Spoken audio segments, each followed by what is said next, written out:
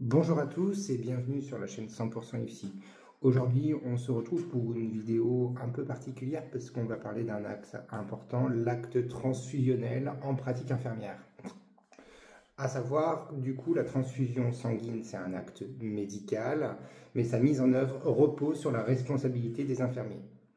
Sachant qu'une erreur, du coup, peut avoir des conséquences dramatiques.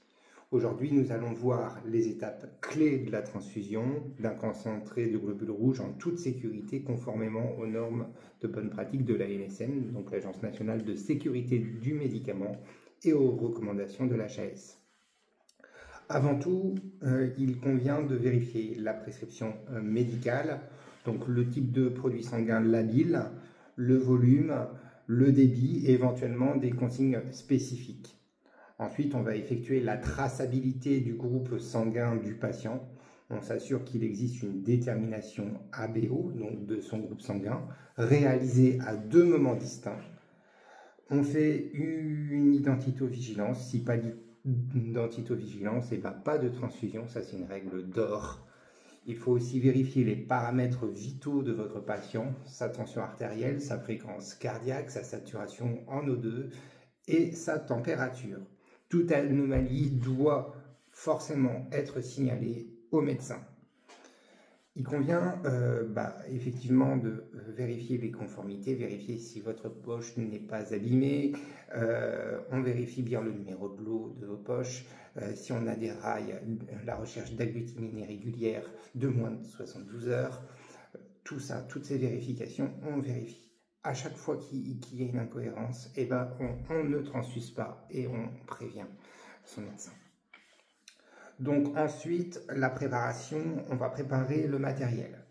Donc une tubulure avec un filtre, parce qu'on passe du sang, donc il ne faut pas venir abîmer les globules rouges qui sont en fait très fragiles.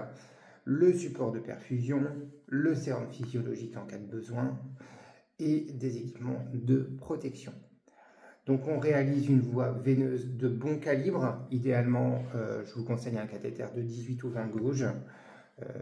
Pour une perfusion plus rapide, vous utilisez du 20 gauges. Le patient doit être informé sur les risques et surveillé tout au long du geste. La traçabilité est essentielle. Document d'information remis, consentement recueilli et noté dans le dossier du patient.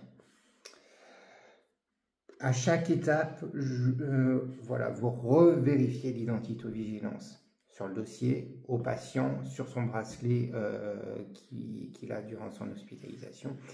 Vous vérifiez tout ça.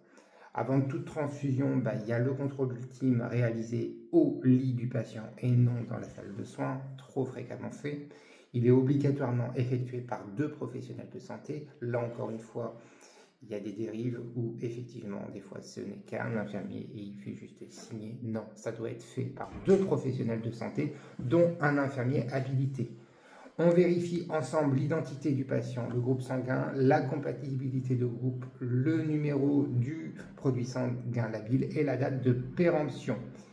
La transfusion est débutée lentement pendant les 15 premières minutes sous surveillance étroite pour repérer tout effet indésirable précoce. Donc on va surveiller la pression artérielle de son patient.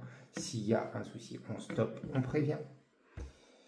Donc pendant la transfusion, toute surveillance rapprochée s'impose. Il faut surveiller l'apparition des signes évocateurs d'une réaction transfusionnelle. Quels sont-ils? Tout simplement des frissons, de l'hyperthermie, une hypotension, une éruption cutanée, des douleurs lombaires, une détresse respiratoire. On vérifie aussi l'état de conscience de son patient.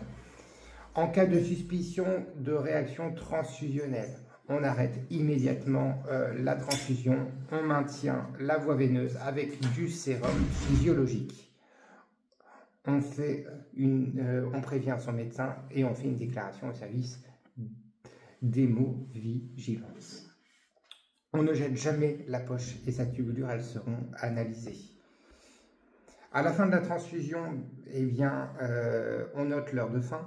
On contrôle les paramètres vitaux et on surveille le patient pendant 1 heure supplémentaire. L'acte doit être tracé dans le dossier de soins et dans le cahier transfusionnel du service. Donc il faut revoir le document de traçabilité à l'établissement de transfusion hein, on l'envoie pour assurer un suivi rigoureux de l'acte transfusionnel, et on fait un dernier contrôle du patient avant la fin de la prise en charge pour s'assurer qu'il n'a pas eu de réaction, disons plutôt retard. L'acte transfusionnel, c'est une responsabilité majeure pour l'infirmier, et du coup il faut respecter scrupuleusement les protocoles d'hémovigilance, d'identitovigilance, pour assurer la sécurité du patient. Cette vérification doit être rigoureuse, attentive et avec une bonne traçabilité. Ça, c'est les éléments clés d'une transfusion sans risque. À savoir que si il y a un acte transfusionnel, ça engage votre responsabilité civile, pénale et disciplinaire. Une erreur même involontaire peut avoir des conséquences dramatiques pour le patient et l'exposer à des sanctions lourdes, sachant qu'une erreur peut pénalement vous conduire à 3 ans d'emprisonnement et jusqu'à 45 000 € d'amende, selon l'article 441 alinéa 1 du Code pénal.